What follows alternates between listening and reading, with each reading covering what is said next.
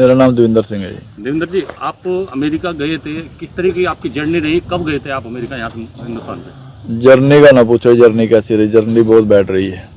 कब गए थे आप यहाँ? मैं यहाँ से 29 नवंबर गया था जी। कहाँ पर? यहाँ से थाईलैंड गए थे जी। थाईलैंड से वियतनाम, वियतनाम से चाइना, चाइना से सल्वाडोर गए थे। सल्वाडोर में फिर क्या हुआ आपके साथ? सल्वाडोर पे जाके हम वहाँ पे 2 दिन रुके तो वहाँ पे उन्होंने पैसों की डिमांड की हमसे। जो माफिया था वहाँ का, जो हमें लेके गया था आगे। जी जी। तो वहाँ पे हमने कुछ जितने पैसे उन्होंने बोले हमने प्रोवाइड करवाए उनको। तो उसके बाद में फिर वो आगे हमें 2 दिन वहाँ पे रोक के फिर ग्वाटेमल के लिए ले गए। तो फिर हम वो ग्वाटेमल उन्होंने 2 दिन रखा हमें। तो जैसे जैसे वो नज़दीक लेते गए वैसे वैसे वो अपनी पेमेंट की डिमांडें करते रहे। तो फाइनल फिर वो मैक्सिको ले गए। तो मैक्सिको में जो उनकी पेमेंट सारी रुकी हुई थी तो उन्होंने हमारे से वो पेमेंट ली। तो हमें फिर बॉर्डर क्रॉस करवा दिया वहाँ से। टोटल कितना पेमेंट आपने? 40 लाख रुपए दिया जी। कहाँ ये पेमेंट आपने मुहैया कराया था? ये हरियाणा में करवाया जी हमने मुहैया। आपके परिवार ने कैश लिया था? हाँ, ये कैश लिया है। उसके बाद फिर आपको बॉर्डर किस तरह क्रॉस किया गया? बॉर्डर वहाँ पे 15 फुट ऊंची फेंसिंग लगी हुई जी, लोहे की, अमेरिका की? हाँ जी, बाउंड्री है। तो एक तरफ अमेरिका की लगी हुई है, एक तरफ मैक्सिको की लगी है। 2 बाउंड्रियाँ बीच में उनका रास्ता है जो बॉर्डर पेट्रोलिंग के लिए घूमते हैं। तो मैक्सिको से क्रॉस करना पड़ता है जो मैक्सिको वाली फेंसिंग है। तो वो लोहे की सीढ़ी बनाई हुई है उन्होंने सरियों की, तो उससे क्रॉस करवाते हैं वो डोंकर के बंदे जो होते हैं माफिया वाले। तो उधर से चढ़ के उधर उतर जाते हैं। तो आगे बॉर्डर पेट्रोलिंग वाले अगर तो पास में है कहीं तो अपने आप आ जाएंगे लेने के लिए। तो नहीं है तो आप उनको 911 पे कॉल करेंगे तो आपको 5 मिनट में आगे उठा लेंगे वहाँ से। फिर जब आप आर्मी के हाथ चढ़े तो फिर किस तरीके से उन्होंने रखा आपको? उन्होंने हमसे कोई मतलब आर्मी ने गलत नहीं बोला हमें। वो अपने कैंप में ले गए जो वहाँ पे वो रखते हैं। वहाँ पे उन्होंने जाके हमारे फिंगर वगैरह करवाए। तो हमारी कुछ इंक्वायरी जो ऑनलाइन इंक्वायरी है वो की। जैसे मान लो कोई क्रिमिनल रिकॉर्ड तो नहीं है इनका कोई इंडिया में, वहाँ से भाग के क्राइम करके तो नहीं आए, उस चीज़ को वो चेक करते हैं। फिर उन्होंने हमें एक कैंप में डाल दिया जो उनका रूम बना हुआ था। वहाँ पे एसी वगैरह चलता है, बहुत ज़्यादा ठंड रहती है। सिंगल कपड़ों में रहते हैं। मान लो आप, आपको सिंगल कपड़े ही पहनने के लिए दिए जाएंगे। तो वहाँ पे बहुत ही यातनाएं आती हैं। खाने के लिए नहीं देते हैं, कुछ हल्का फुल्का ही देते हैं खाने के लिए कि जैसे आदमी बस जी सके। भरपेट कुछ नहीं मिलता है। फिर इंडिया रिपोर्ट करके किस तरह लाया गया? फिर इंडिया के लिए रिपोर्ट की उन्होंने। वहाँ से कोई प्रक्रिया नहीं की। वहाँ से तो ऐसे लेके आए कि हमको जैसे कोई कंट्री हमें चोरी से निकाल रही है वहाँ से, कि इनको कहीं रफा दफा करना है। बेड़ियाँ लगाई गई? बेड़ियाँ लगाई गई, पैरों में भी हाथों में भी बेड़ियाँ लगा के ले आए गए हैं। उसके बाद फिर वहाँ से अमृतसर लाया गया? हाँ, वहाँ से 2 तारीख में हम चले थे तो हमें 5 तारीख में यहाँ पे छोड़ा गया है। कितने लोग थे आप लोग? 104 लोग थे इंडियन।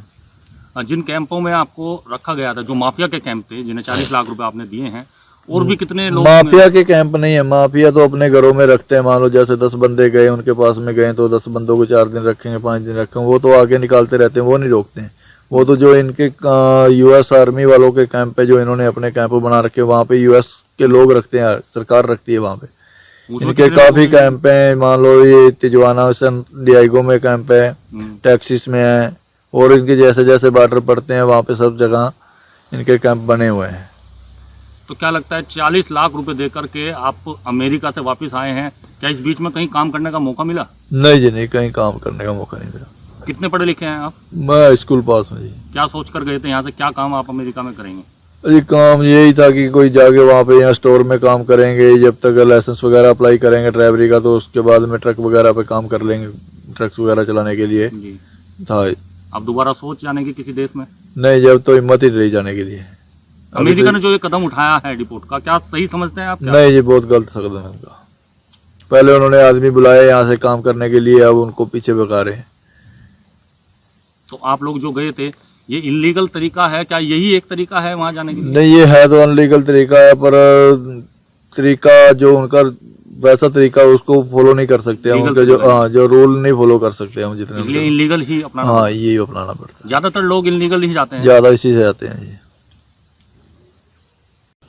जी, क्या नाम है आपका? मेरा नाम देवेंद्र सिंह है जी। देवेंद्र जी, आप अमेरिका गए थे, किस तरह की आपकी जर्नी रही? कब गए थे आप अमेरिका, यहाँ से हिंदुस्तान से? जर्नी का ना पूछो, जर्नी कैसी रही। जर्नी बहुत बैड रही है। कब गए थे आप यहाँ? मैं यहाँ से 29 नवंबर गया था जी। कहाँ पर? यहाँ से थाईलैंड गए थे जी। थाईलैंड से वियतनाम, वियतनाम से चाइना, चाइना से सल्वाडोर गए थे।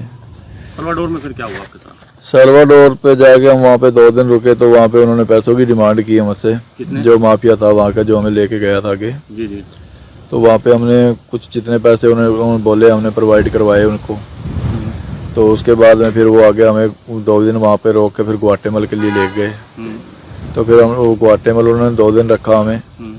तो जैसे जैसे वो नज़दीक लेते गए वैसे वैसे वो अपनी पेमेंट की डिमांडें करते रहे।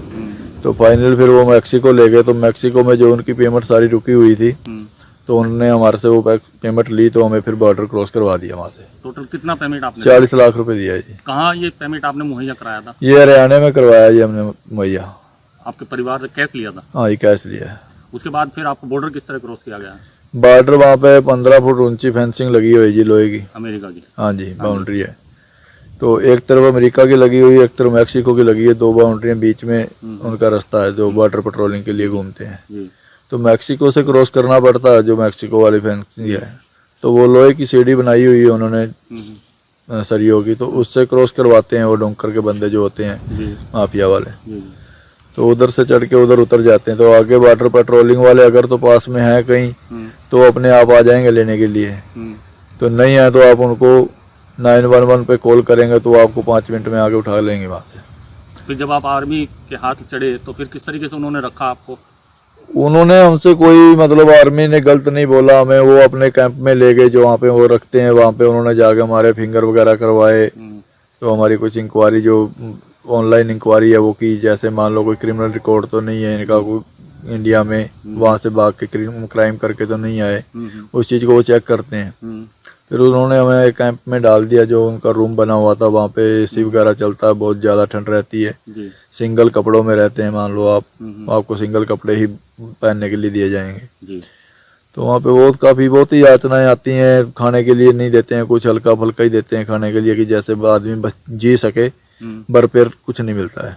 फिर इंडिया रिपोर्ट करके किस तरह लाया गया? फिर इंडिया के लिए डिपोर्ट की उन्होंने, वहाँ से कोई प्रक्रिया नहीं की। वहाँ से तो ऐसे लेके आए कि हमको जैसे कोई कंट्री हमें चोरी से निकाल रही है वहाँ से, कि इनको कहीं रफा दफा करना है। बेड़ियाँ लगाई गई? बेड़ियाँ लगाई गई, पैरों में भी हाथों में भी बेड़ियाँ लगा के ले आए गए हैं।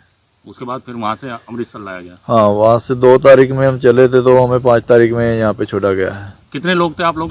104 लोग थे इंडियन।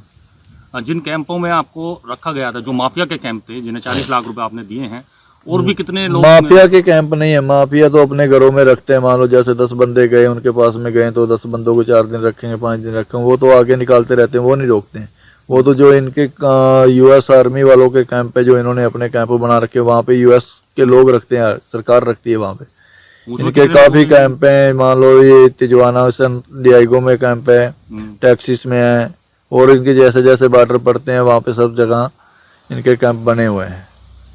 तो क्या लगता है 40 लाख रुपए दे करके आप अमेरिका से वापस आए हैं, क्या इस बीच में कहीं काम करने का मौका मिला? नहीं जी, नहीं, कहीं काम करने का मौका नहीं मिला। कितने पढ़े लिखे हैं आप? मैं स्कूल पास हूँ जी। क्या सोच कर गए थे यहाँ से? क्या काम आप अमेरिका में करेंगे? जी, काम यही था कि कोई जाके वहाँ पे यहाँ स्टोर में काम करेंगे, जब तक लाइसेंस वगैरह अप्लाई करेंगे ड्राइवरी का, तो उसके बाद में ट्रक वगैरह पे काम कर लेंगे, ट्रक्स वगैरह चलाने के लिए जी था। अब दोबारा सोच जाने की किसी देश में? नहीं, जब तो हिम्मत ही रही जाने के लिए। अमेरिका ने जो ये कदम उठाया है डिपोर्ट का, क्या सही समझते हैं आप? नहीं जी, बहुत गलत कदम है उनका। पहले उन्होंने आदमी बुलाए यहाँ से काम करने के लिए, अब उनको पीछे भगा रहे हैं। तो आप लोग जो गए थे, ये इलीगल तरीका है? क्या यही एक तरीका है वहाँ जाने के लिए? नहीं, ये है तो अनलीगल तरीका है, पर तरीका जो उनका वैसा तरीका उसको फॉलो नहीं कर सकते हम। उनके जो रूल नहीं फॉलो कर सकते हम जितने, इसलिए इलीगल ही अपनाना। हाँ, यही अपनाना पड़ता है। ज्यादातर लोग इलीगल ही जाते हैं। ज्यादा इसी